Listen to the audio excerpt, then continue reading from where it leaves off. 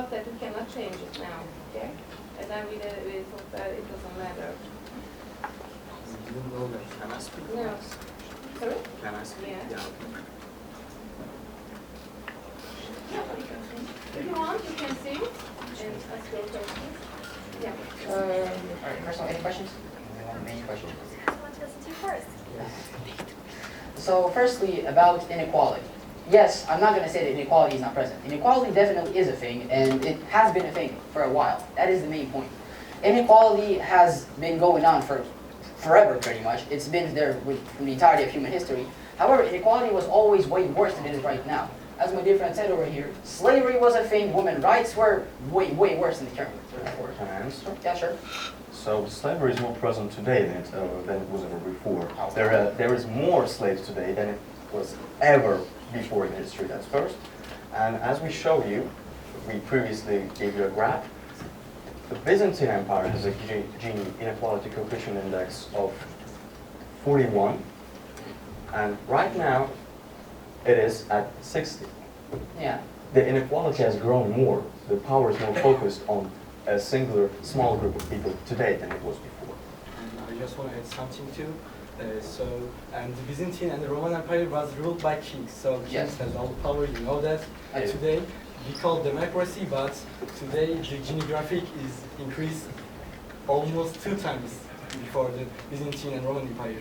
How did you answer that? Yeah, doesn't that make it worse, actually? Because we have to have the rights, but we currently not. Before, sure, it was a thing. It was the rulers who did that. Now we have democracy. Where we should have rights, we don't have them. They say we have, but we can never use them. How are you going to respond to that? Yes, and money, and money speaks and people talk.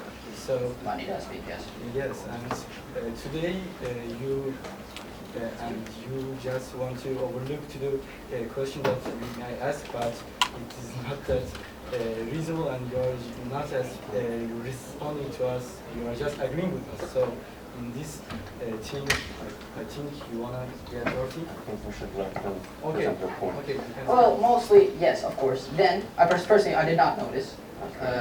So, if that is true, then certainly that is not good. I cannot say anything about that.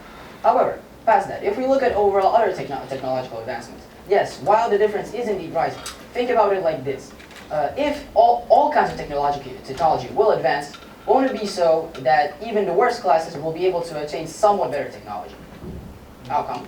No, because Sure, but there is an extremely polarized world today. So previously the world was more homogeneous because of, well, the technology was, worse, but it was worse overall. Today we have countries that have extremely developed technologies and countries that don't have basic cars in their countries. So there is a lot more inequality around the world, and this inequality will create more inequality because the bigger fish eats the smaller fish. yes, and I am just wanting to. So, for example, in the United States of America, everyone has a car, everyone has a good family, everyone has a good house. But in Africa, like nearly 2 billion people, the extreme poverty rates that I showed in my speech.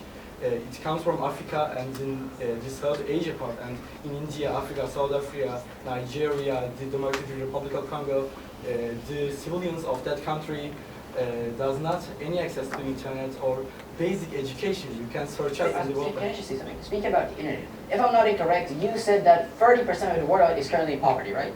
By a graphic from the World Bank, right? Yes. So I also had my graphic about internet rates. It was at 75%. How does that happen? 5%. Yeah, 5% of the world has access to the internet, but they're in poverty. Yeah, you can have access to internet with big poverty. Yes. Afghanistan has access to internet. Has that. If I'm not incorrect, we have a graphic here, not this one. What is this exactly? Yeah, how does that work? See, this is also from the World Bank. It supposedly says that poverty has severely decreased. Oh, but you're taking it wrong. Back then, 1963, there were maybe around, let's say 4 billion.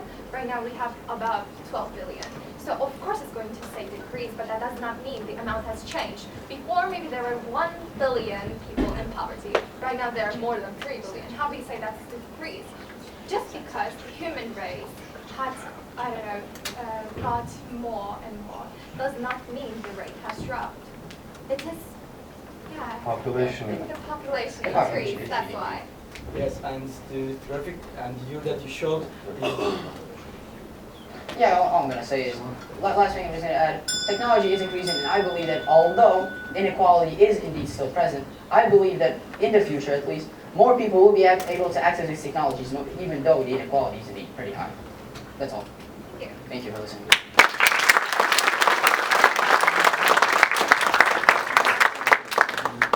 Yes, now, Ydros team's turn.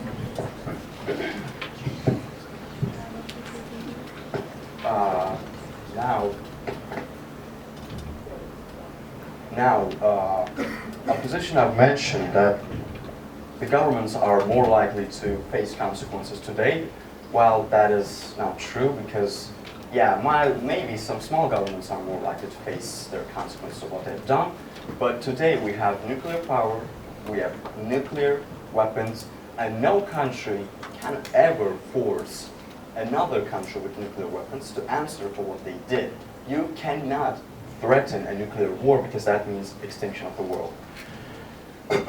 Now, education and technological advancements. Of course, there are great social improvements, there are great technological improvements.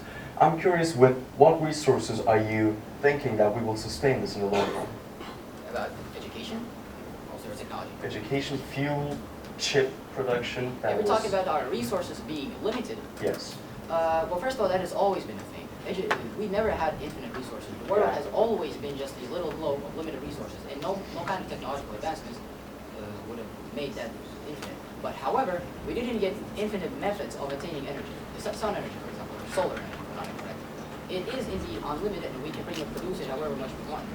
Of course, yeah. The basic energy could be made indefinitely infinite, but biological resources are not infinite. We do not have unlimited water, we don't have unlimited oxygen, we do not have unlimited food. Plus, there is a big problem with, of course, we use sun energy, but we can use sun energy to produce chips.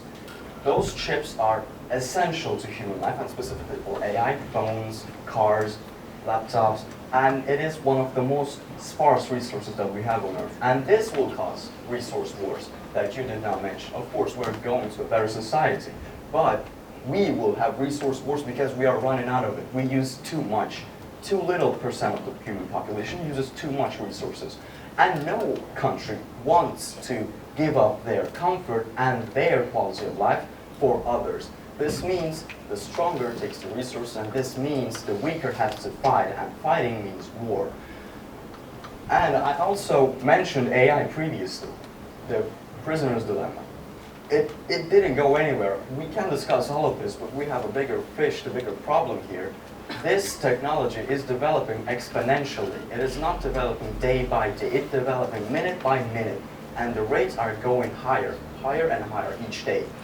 Well, by the time we reach a superhuman intelligence on this artificial intelligence, we do not have any sort of way to stop it. You cannot outsmart it. It has the intelligence to convince you to work for it. It has enough force or usage around the world to not be able to shut down because it is in your phone, it is off source, since it's open source, it's offline on someone's PC.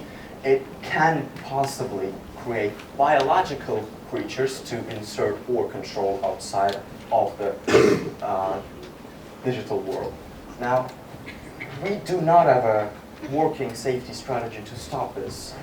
Our strategy is actually to make a more or less intelligent agent and place it near the more intelligent agent and hope that it will tell what the other agent is doing. And this still might be a very bad idea because we approve AIs using their own language when they want to communicate.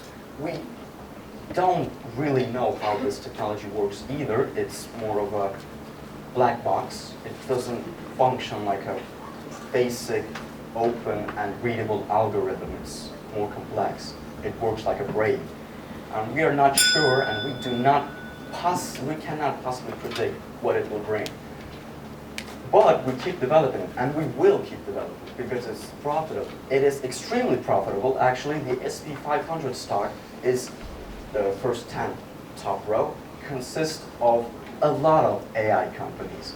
And these companies invest in each other, create a bubble, and they get more and more and more to the top. The governments will invest in it, the people will invest in it. We do not have the power or we do not want to stop it either. It's useful, it makes our homework, it makes our job easy, it makes advertisement easier, it makes basic work far more faster. But people tend to ignore the consequences of this. And I believe that we as humanity, as greedy as we are, and as blind as we are, we will ignore those consequences, and we will finally bring our own end. Thank you.